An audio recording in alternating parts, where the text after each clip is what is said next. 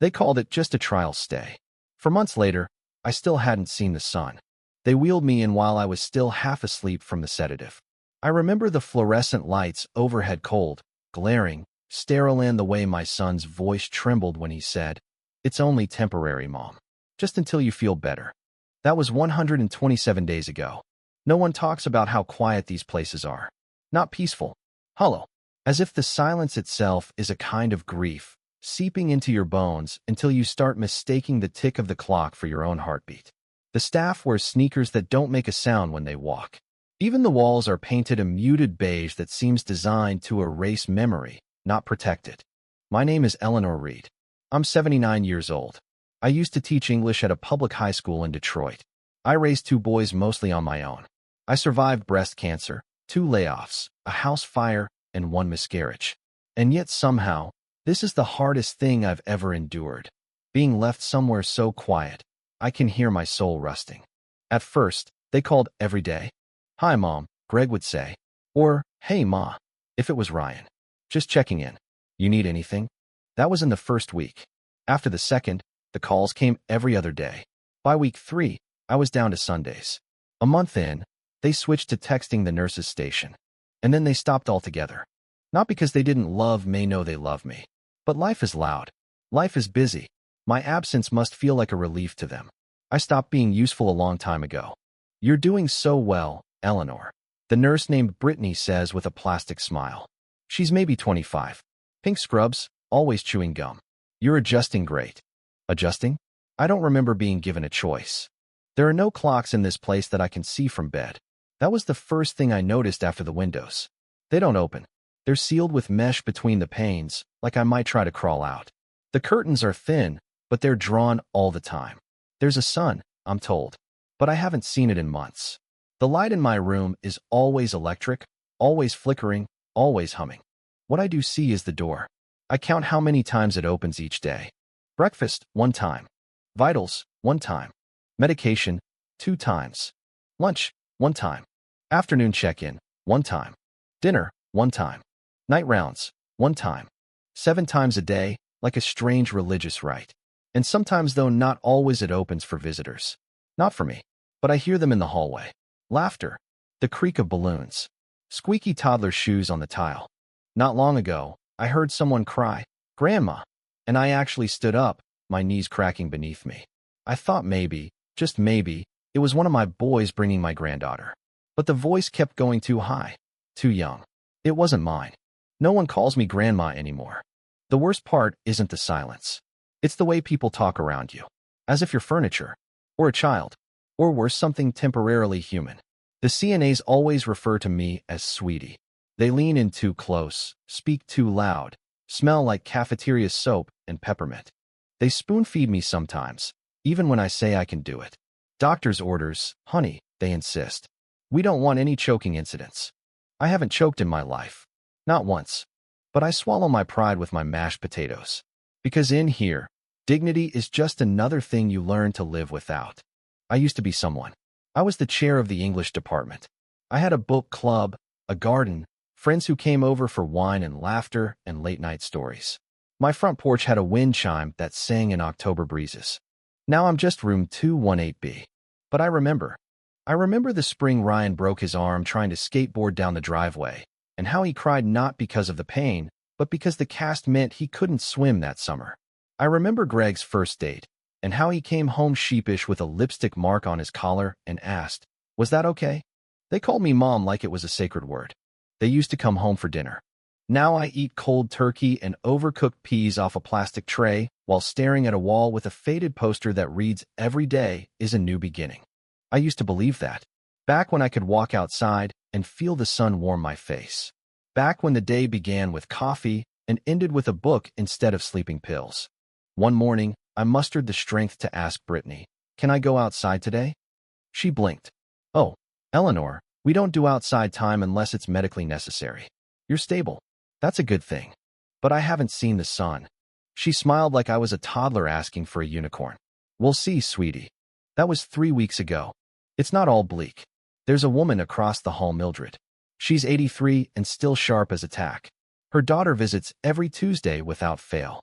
They do puzzles together, and sometimes I hear them laughing. Mildred sends me notes on folded napkins. Sometimes jokes, sometimes quotes. One said, "If you're going through hell, keep going." Winston Churchill. I taped it to the wall beside the window. A few days ago, I finally asked one of the newer ADs, a young man named Jonah, what day it was. Wednesday, he said, pausing. July 10th, I think. That meant I'd been here 4 months and 3 days. And it meant I missed my granddaughter Ava's 6th birthday. I would have made her lemon cupcakes. I always do. Yellow frosting. Rainbow sprinkles. Her favorite. We were supposed to bake them together this year. I was supposed to get better. Because that's what they said, Greg and Ryan both. It's just until you're back on your feet, Mom. A few weeks. A little rest. But rest turned into routine. And routine turned into forgetfulness. And now, here I am, 4 months later, watching the shadows move across the ceiling, pretending they're clouds. I'm afraid to die in here. Not because of death itself, but because no one will know for hours.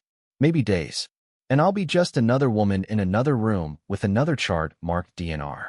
Do not resuscitate. What a phrase.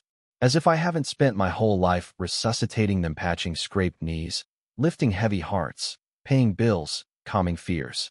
I was their anchor. Now I'm an afterthought. But Mildred says one thing that sticks in my mind. You're not forgotten until you let yourself be. So I've started writing letters. To Greg. To Ryan. To Ava. I don't know if I'll ever send them, but it makes me feel alive again. Like my voice still matters. In my latest letter to Ava, I wrote, "Sweetheart, you probably don't remember this, but when you were 2, you once grabbed my hand and said, 'Nana, don't go.' I want you to know I never wanted to. Not from you. Not from anyone. Sometimes I imagine Greg coming to visit and finding these letters in a neat stack on my bedside table. Maybe he'll read them. Maybe he'll cry. Maybe he'll take me home. Maybe. Last night, I dreamed about my porch. The chime was singing again, and there were daisies in the garden. I could feel the sun on my arms. When I woke up, I cried harder than I have in years. Because the truth is, I don't need much. I just want someone to remember that I'm still here. I woke up this morning to the sound of a cart rolling down the hall. It's always the same rhythm, metal wheels squeaking against the linoleum, a tray rattling, the faint scent of burnt toast and powdered eggs wafting behind. Breakfast. A new girl brought my tray today. Her name tag read Chloe. She couldn't have been older than 19. She set the tray down without looking me in the eyes. "Good morning, Miss Reed," she said in a voice as thin as paper. "Enjoy your meal."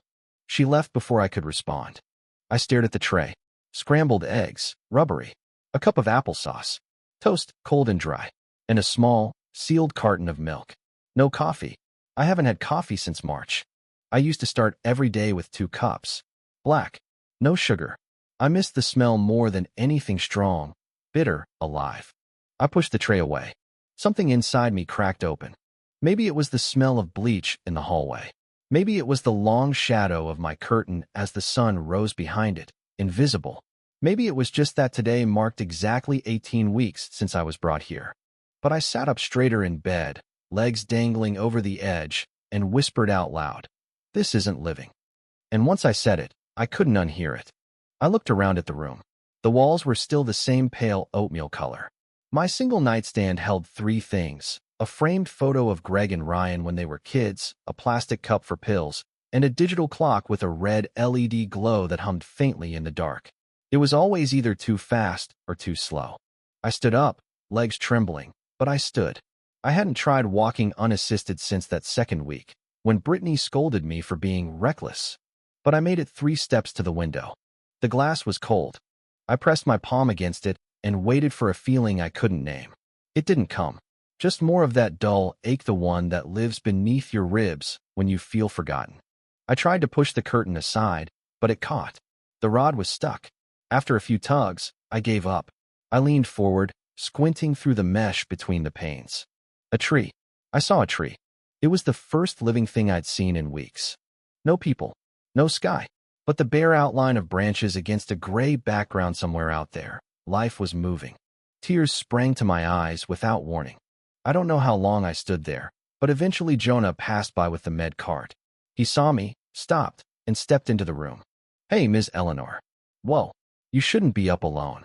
"I saw a tree," I said. He looked at me like I'd just spoken in another language. A tree, he echoed.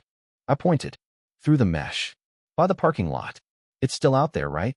He hesitated, then smiled. Not the patronizing kind, the real kind. Yeah, still out there. I want to go to it. He laughed softly. Now? You sure you're up for that? I nodded, and my voice didn't shake. I've never been more sure. To my surprise, he didn't argue. He helped me into the wheelchair, grabbed a blanket from the closet, and wheeled me slowly through the hallway. We passed the nurse's station. Brittany saw us. Where are you going with her? She asked sharply. Jonah didn't stop. Fresh air protocol.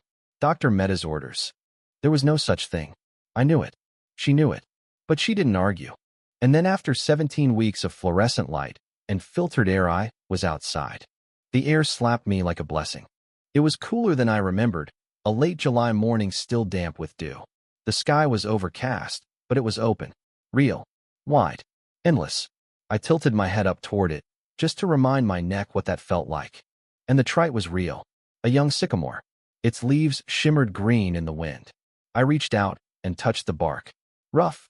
Warm from the morning sun. I started crying again, but I didn't try to stop it. Jonah said nothing. He let me be. And that silence, that kindness of silence, felt more healing than all the medicine in this place. We stayed out for 10 minutes. Maybe more. And when we went back inside, I felt changed. I asked for a pencil that afternoon. I didn't want to write letters anymore. I wanted to write me. My thoughts. My memories. Not for anyone else, for me. A reminder that I still had a mind worth using. Jonah brought me a notebook. Spiral-bound. College ruled. The pages smelled like hope. And I began. July 10th, afternoon. Today, I saw a tree. I saw the sky. I breathed air that didn't smell like sanitizer. It felt like something in me woke up. I want to remember this feeling. I want to fight to keep it. I wrote for hours. I wrote about my garden, about the first time I held Greg in my arms. I wrote about the time Ryan failed his driving test and cried in the car, trying to act like it didn't matter. I wrote about Ava's first birthday and the way her chubby hands smeared cake across her cheeks. I wrote about the last time I danced. It was a slow song. At my friend Linda's retirement party, the man I danced with wore a corduroy jacket and smelled like clove cigarettes. I remember thinking how lovely it was to move with someone again. That was 10 years ago, but I remembered the song The Way You Look Tonight. I remembered the warmth in my chest, and I wrote it all down. By the end of that week, something inside me had shifted.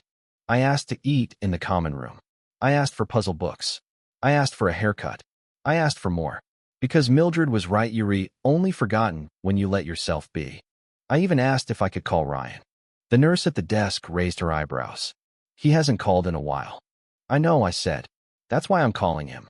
She handed me the phone like it was made of glass. I dialed from memory. It rang twice. Hello. His voice older, more tired than I remembered. I froze. I hadn't planned this. I didn't know what to say. Ryan. I whispered. There was silence on the line. Then Mom. And suddenly, I was crying again. But this time, I wasn't alone. I'm sorry, he said, over and over. I should have visited. I should have called. I didn't know Greg said you were doing okay, he said. I'm still here, I said. I just needed to hear someone say my name. I'll come, he said. I'll come this weekend. I'll bring Ava. I closed my eyes. I'd like that. And for the first time in 4 months, I believed it. On Saturday, the door opened before breakfast. My heart stopped. It was them. Ava ran in first pink dress, sparkly shoes, her arms full of drawings. Ryan followed, looking older but familiar. He dropped to his knees beside my chair and hugged me like he used to, when he was little and scared of thunderstorms. Hi, Mom, he whispered into my hair. I couldn't speak. My throat was too full of light. Ava handed me one of the drawings. It was a yellow sun with a smiling face. I made it for you, she said. I looked at her. Really looked. Her eyes were exactly like mine had been, once curious, open, bright. Thank you, sweetheart, I said. It's perfect. We sat together all morning. She climbed onto my lap and read me a story.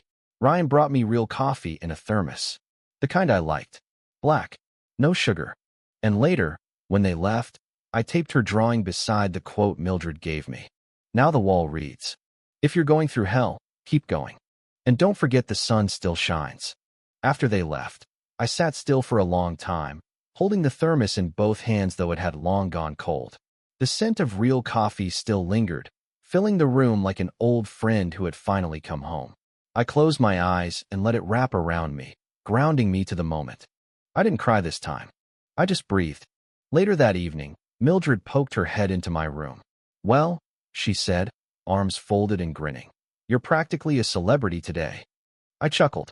It felt strange using my voice to laugh. "Don't get used to it. I still prefer silence to small talk." "Liar," she said with mock accusation, then tossed a wrapped chocolate onto my tray. "You're coming to bingo night next Thursday. No excuses." I raised an eyebrow. "You play bingo?" "I win bingo," she said. Big difference. It struck me then, how I hadn't really seen her in the weeks we'd been neighbors. I'd heard her. I'd read her notes.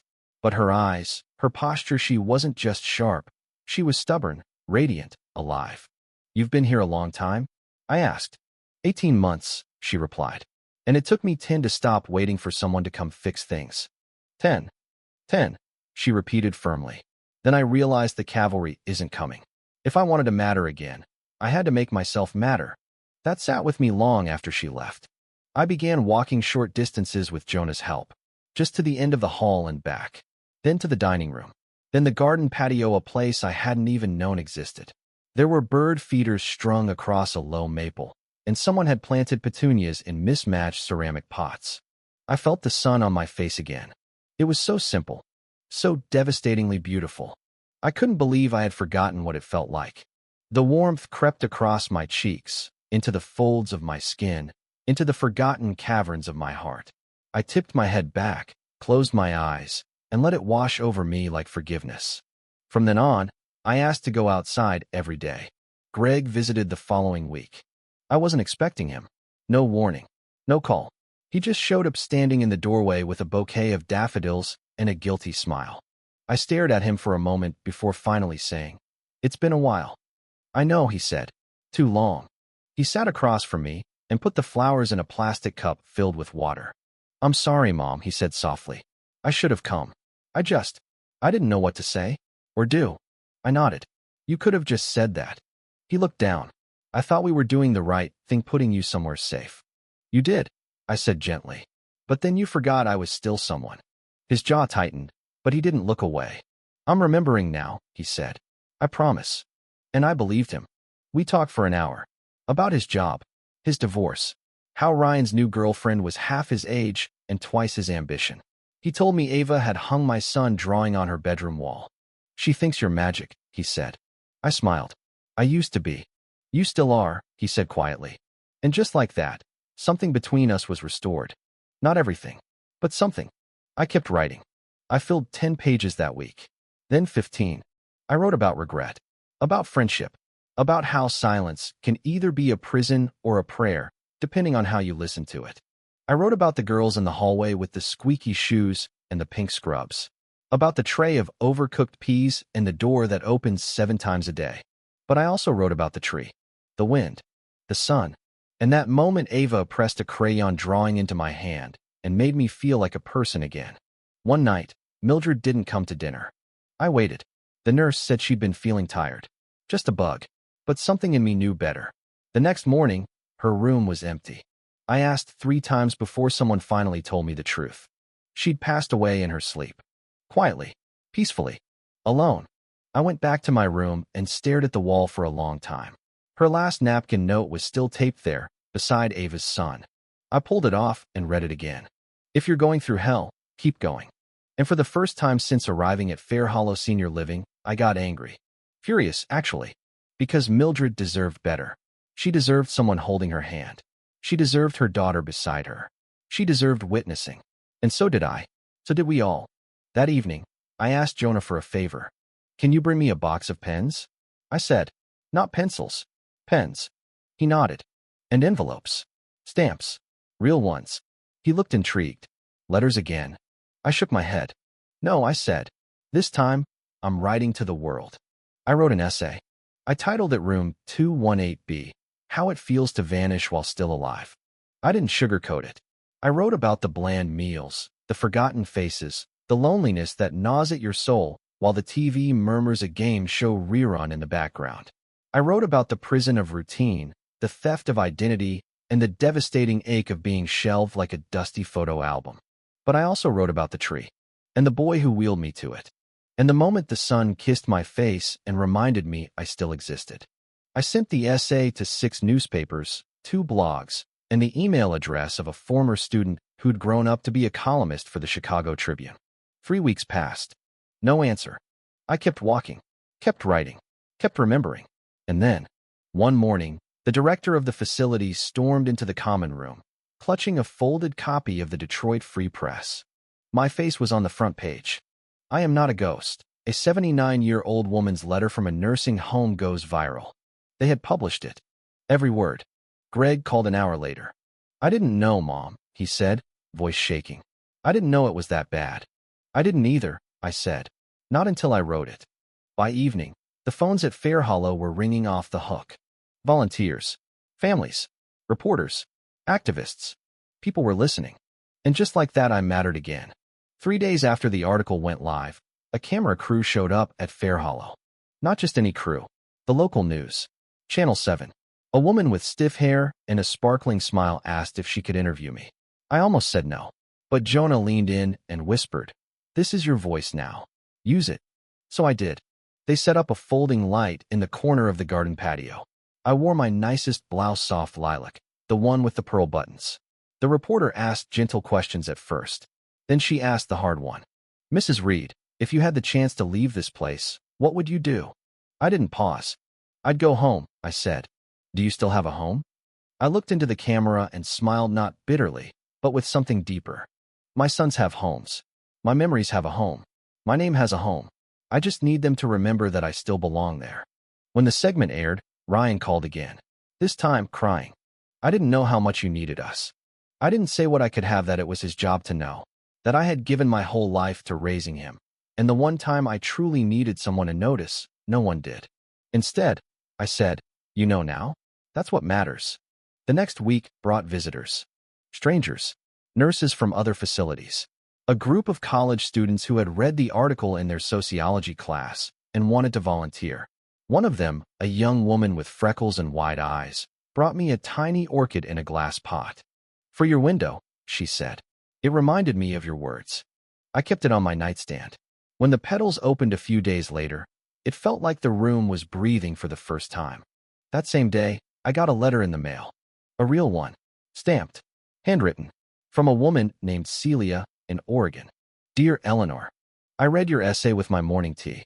I'm 83 and in a similar place. It broke my heart and healed it at the same time.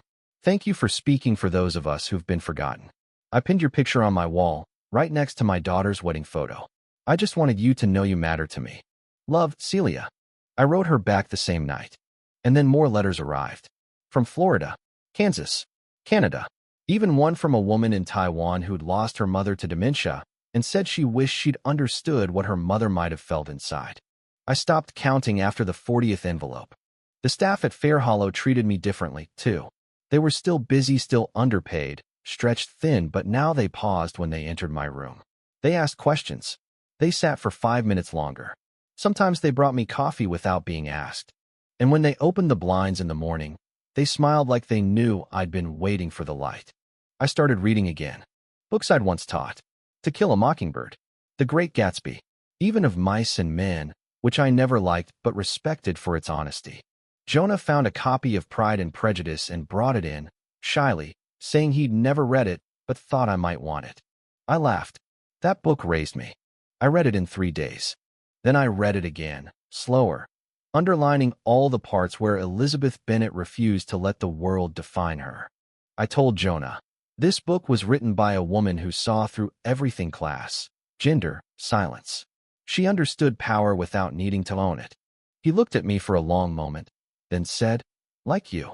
I blinked back tears, because no one had said something that kind to me in years. In August, Fair Hollow's administration launched something new. They called it the Sunlight Initiative.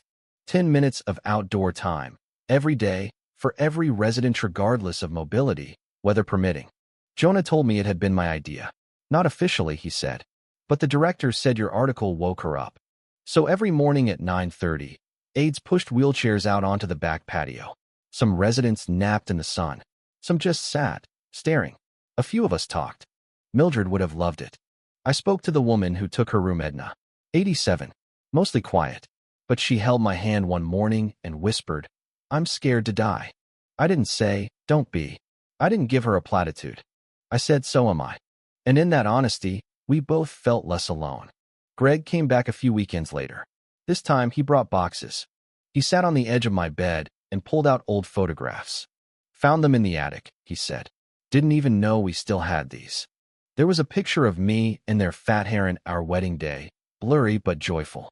Another of me pushing a stroller down a cracked sidewalk in Detroit, Ryan screaming his head off, Greg pouting in a Batman cape. And the nun I hadn't seen in decades. Me, standing in front of the blackboard, chalk in hand. Smiling. "Where was this taken?" he asked. "Senior year. I had just gotten the full-time offer." "You look," he trailed off. He looked at me. "You still do." By the end of August, the orchid bloomed again. Bright and delicate. I began writing another essay. This one wasn't about fading. It was about returning. Reclaiming. I titled it, "I Am Still Here, the Second Sunrise of Room 218B. And I wrote it with confidence. I wrote about transformation, not just mine, but the facilities. The way a place can shift when one voice breaks the silence. I wrote about Jonah and Greg and Mildred and Ava's crayon sun still taped to my wall. I sent it to the same newspaper. They published it online within 48 hours. The headline read, "Room 218B Speaks Again, a second chapter in the life of Eleanor Reed." And just like that, people kept listening. In September, something unexpected happened. Ryan and Greg sat me down, both of them, together. Greg cleared his throat. "We've been talking about what comes next." My stomach twisted. I thought they were preparing to move me to some other facility, farther from home, more budget-friendly. But Ryan reached into a folder and pulled out a photo. A house. Not a big one, but charming. One story, wide porch, garden boxes out front. "We bought this," he said. I stared at them. "What?" "We're fixing it up. We thought maybe if you wanted you could move in."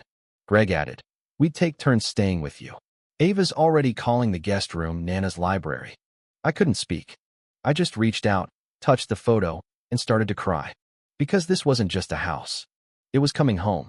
It was the sun, the tree, the coffee, the music, all of it trapped into a promise that I wouldn't disappear again. The moving date was set for late October. Until then, I kept walking, kept reading, kept writing. Jonah helped me box up my books. Brittany, softer now, more human, braided my hair one morning and said, "It won't be the same here without you." "You'll still have plenty of ghosts," I said. She smiled. "But none who write." On my last morning at Fair Hollow, I stood on the patio one final time. I looked at the sycamore tree now shedding its leaves and whispered, "Thank you." Then I rolled up Ava's sun drawing, folded Mildred's quote, and tucked them both into my purse. When Greg came to pick me up, he carried Maze, actually carried me from the wheelchair to the passenger seat like I weighed nothing at all. I closed my eyes as we drove. And for the first time in a long time, I didn't feel old. I felt awake. The house smelled like lemon oil and fresh paint. As Greg helped me through the front door, I paused to take it in hardwood floors, sun filtering through white curtains, the faint clatter of a wind chime on the porch. Someone had placed a vase of daffodils on a side table by the window. My favorite. "Welcome home," Greg said. My legs trembled a little from the walk, but my heart was steady. Ava came bounding in from the kitchen, a streak of pink and joy. "Nana, look what I made." She held up a drawing. It was of a house with 3 stick figures out front. One of them had gray hair and a purple dress. Above the house, the sun beamed down. "It's us," she said proudly. "That's you in the garden." I took the paper with both hands and looked at her. "It's beautiful, just like you." She led me through the house like a tour guide, pointing out my bedroom, with a rocking chair by the window, the bookshelf Greg had built, "For all your fancy old books, Nana," and even a small wooden desk in the corner where she said I could do all your writing. There was a small raised garden bed in the backyard, freshly turned. When I asked about it, Ryan, who had just arrived with groceries, said, "You always said the best tomatoes are the ones you grow yourself." I looked at him and smiled. I did, didn't I? That night, after dinner, real food, hot and flavorful, we sat on the porch together. Ryan played guitar softly while Ava danced in the yard, her arms stretched to the stars. Greg lit candles. There was no TV, no alarms, no beeping machines. Just laughter, breathing, light. I closed my eyes and felt the warmth of it settle inside me. Over the next few weeks, I began writing daily at the desk Ava had picked for me. At first, short reflections, then longer ones. Then I found myself drafting something else, a book. It wasn't something I'd ever thought I would do, not seriously. But the words kept coming. Not just about Fair Hollow, but about everything that came before. My teaching days, my boys growing up, the joy of coffee on a cold morning, the quiet pain of loss, the deep, resilient roar of survival. I titled it, The Woman in Room 218B. I wrote every morning after breakfast, sometimes for 2 hours, sometimes more. My hands ached, but my mind was clear, focused, alive. Greg showed me how to type on a laptop. Ava helped me format chapters. Ryan offered to send it to a friend he knew in publishing, just to see what happens. I didn't expect anything, but the writing itself was enough. It was a reclamation, a resurrection. On October 31st, exactly 7 months to the day after I'd first arrived at Fair Hollow, I got a letter in the mail. A real one. From a small publishing press in Chicago. A woman named Karen, editor-in-chief. Dear Mrs. Reed, I read your manuscript in a single sitting. It made me weep. It made me call my mother. It made me remember what it means to grow old in a world that too often turns away. We would be honored to publish your memoir. I sat with that letter in my lap for a long, quiet time. Then I called Jonah. Room 218B speaking, he answered playfully. I laughed. It's now a published author speaking. He hooped so loud, I had to pull the phone away from my ear. The book came out in April. I didn't go on a press tour, I didn't want the noise. But I did a few interviews from my living room. NPR, a podcast about aging, even a video call with a high school creative writing class in Nebraska. One girl raised her hand at the end and asked, "How did you know what to say?" I thought about it for a second and replied, I didn't. I just knew what needed to be heard. That seemed to settle something in her eyes. A few weeks later, I got a letter from her in the mail. Dear Mrs. Reed, thank you for reminding me my voice matters. My grandma lives with us, and sometimes I forget how much she has to say. Tonight I'm going to sit with her and just listen. Love, Tessa. I pinned the letter to the corkboard above my desk, right next to Ava's son drawing and Mildred's quote. By June, the garden was full. Tomatoes, basil, peppers, even lavender. Ava and I watered them each morning, and she kept track of what bloomed on a clipboard we made together. On a particularly bright morning, I sat with her on the porch swing while she counted bumblebees on her fingers. Nana, she said suddenly, were you sad at that old place? I paused. Yes, I said, but not just sad. I was quiet and lonely and waiting. Waiting for what? For someone to see me. She looked at me with those wide, honest eyes. I see you every day. I kissed her forehead. I know, sweetheart. That's why I'm home. One evening in late summer, I received a small padded envelope in the mail. No return address. Inside was a folded piece of paper and a photo.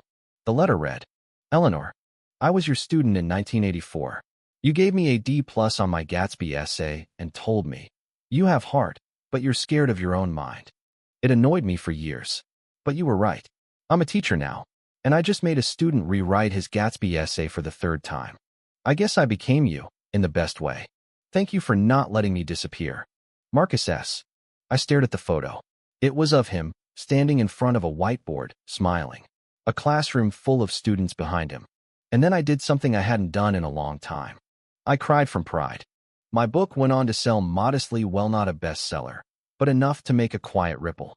Enough to be remembered, to be discussed. And more than that, it opened a door. A conversation. More facilities introduced outdoor time. Family visitation policies were adjusted. A grant was funded in Mildred's name for creative expression in memory care units. Sometimes, just sometimes, I saw my name mentioned alongside the words advocate or activist. But I don't need a title. I just needed the world to hear us, to see us, to remember us. Now I am 80. My hands shake more than they used to. My knees crack when I walk down the porch steps. I nap most afternoons. But I also teach Ava how to write short stories. I grow tomatoes. I call Celia in Oregon every Sunday. And every time I walk by the mirror, I say her name out loud, Eleanor, just to hear it spoken. Just to remind myself. I am not invisible. I am not finished. I am not gone. They called it just a trial stay. For months later, I still hadn't seen the sun. But now the sun rises through my window every morning. Now I plant lavender and listen to the wind chimes and write until my hands go numb. Now my voice lives inside pages on strangers' nightstands and inside classrooms I've never entered. Now my granddaughter believes I am made of light. Now I wake up each day not waiting to be remembered but living to remember. Not forgotten. Not fading. Still here.